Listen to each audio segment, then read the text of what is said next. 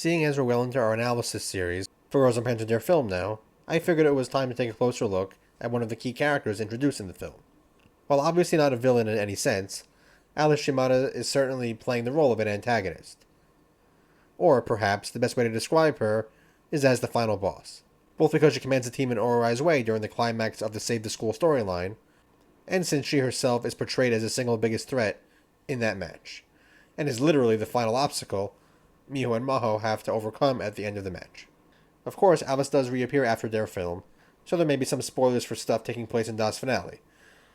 But I think her character journey, as it is mostly concluded as of the post-their film OVA, and briefly mentioning her Das finale appearances only really includes one noteworthy spoiler. Before we get further into the video, a reminder that I've got my own military moe manga on the way. Slowly but surely, it's getting done. So if you like cute girls doing military things, and, like me, consider the space battles the best part of Star Wars, you'll love Amaranth Angels. Check out the free prologue on Webtoons, and the pre-order page over on Fund My Comic. Now, back to the Tank Girl. So let's talk about our resident senshado Prodigy. She's somewhat unique in that she's really the only child character in Girls and Panzer, at least the only one who we spend significant time with, and who actively takes part in senshado. And this is with good reason. She's the heir to the prestigious Shimada senshado family, who, we learn, is basically a peer and rival of the storied Nishizumi family we know so well by now. But not easily lies the crown, and while, as we'll see, she forms a kinship with Miho pretty quickly, in many ways, she has more in common with Maho, or at least more parallels. Remember, Maho is a Nishizumi who has taken upon herself the mantle and burden of that legacy, and you can see that it has led to Maho being more on the reserved, distant side. And her whole life is centered around her family's senshado. Her taking this on is probably what allowed Miho to escape that at all, as we discussed in Maho's character analysis. Well, Alice doesn't have an older sister to do that for her, so she was, presumably, raised to be the best senshado competitor possible. That training clearly worked, as we see in every battle Alice takes part in. However, it came at a cost. As happens in real life to many child prodigies, especially those who skip grades, as Alice did to enter the university team at only 12 or so years old, they wind up rather isolated, separated from their natural peer group. Sure, Alice's sub-commanders and presumably the rest of the college girls are friendly and kind toward her and treat her nicely. But it's not the same as having friends of a similar age she can relax around and relate to. So even if she didn't consciously realize it, she was probably feeling at least a little lonely. This certainly played a part in her being very quiet, shy, and with some measure of social anxiety. Even during the matches, she speaks very little, often using hand signals to give orders to her tank crew. And most of the limited talking she does is directly to her sub-commanders, who she is more comfortable speaking with.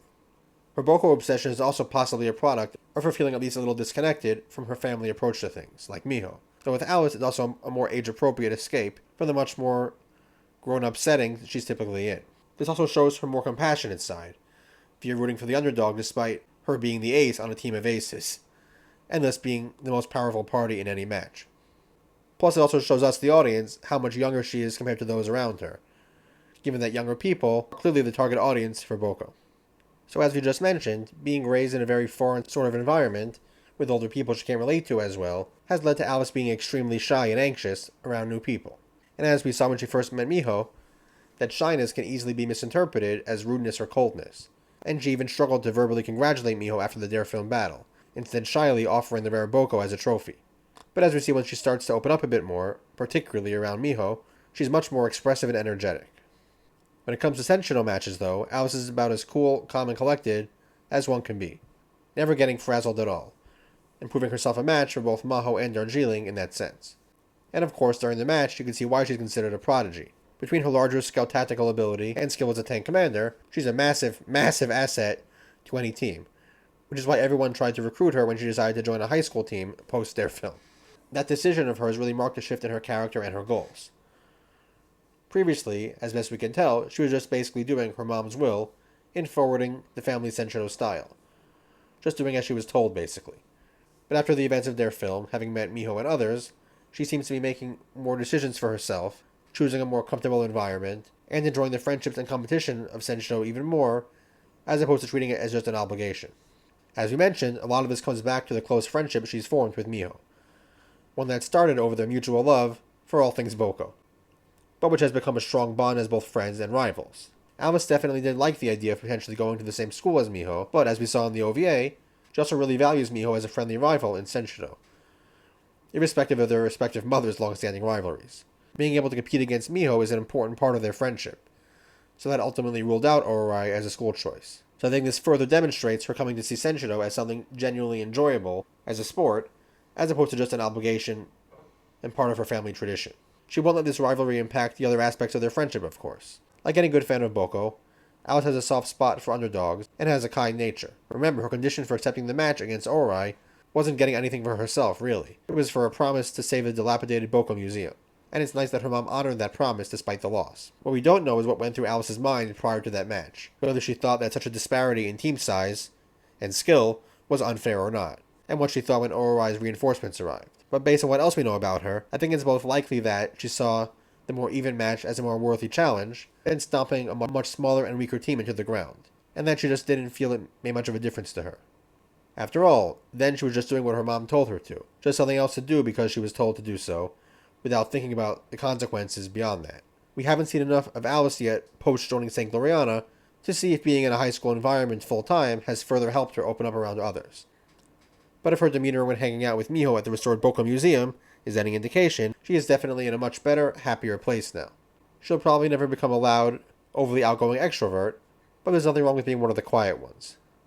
And of course a tiny terror when inside a tank. And she'll of course be getting a chance to face Miho again when St. Gloriana and Oroai square off in the finals. When it comes to her senshado approach, beyond adhering to the flexible, unpredictable ninja tactics of the Shimada style, Alice is definitely more of an analytical commander than most, and is comfortable taking a rearward position to oversee and direct the battle from there. Though of course, she has no problem getting into the fight directly if the need arises, as befits the Shimada style's approach. While in some respects St. Gloriana's style differs from the Shimada style, I think there's enough overlap to suit her. And the orderly fashion in which things are run on that team is probably within her comfort zone from what she was familiar with the university team. But it'll be interesting to see what impact she has on their senshado, and vice versa.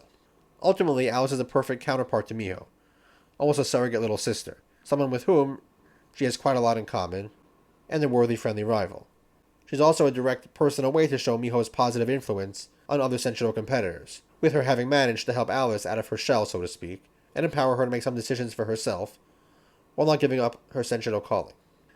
And it'll be exciting to see them face off, at least once more, in the final round of the Das Finale tournament.